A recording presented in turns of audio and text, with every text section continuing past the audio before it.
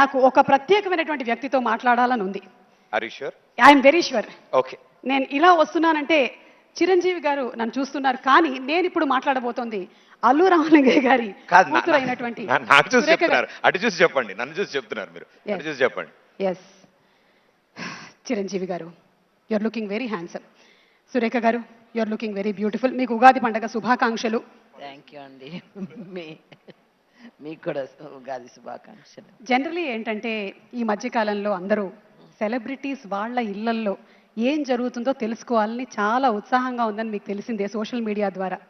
మరి ఈరోజు మీ ఇంట్లో వంటల్లోని ఒక 2 రకాలు చెప్తే మా ఆడవాళ్ళందరం సంతోషిస్తాం. అంతకన్నా ఏం అక్కర్లేదు. పులిహోర చేశారా లేదా? చేశామండి.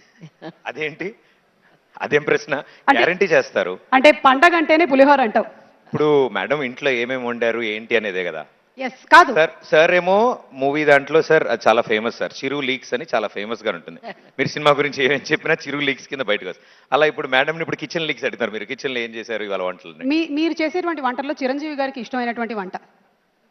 నేను చేస్తే కదా ఆయన. అంటే ఆ దోశలు వేయడం అది చిరంజీవి గారు అది కేవలం వీడియో కోసం మాత్రమే కాదు, సార్ ఓన్ టాలెంట్ అది. సోషల్ డిపార్ట్మెంట్ మాత్రం సార్దే. దోశలు ఆయనే నేర్పించారమ్మా.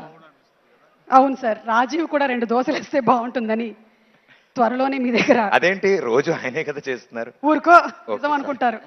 Thank you so much Surekha గారు. Thank you very much. Ugadi శుభాకాంక్షలు. మీకు ఉగాది శుభాకాంక్షలు. And yes, moving ahead.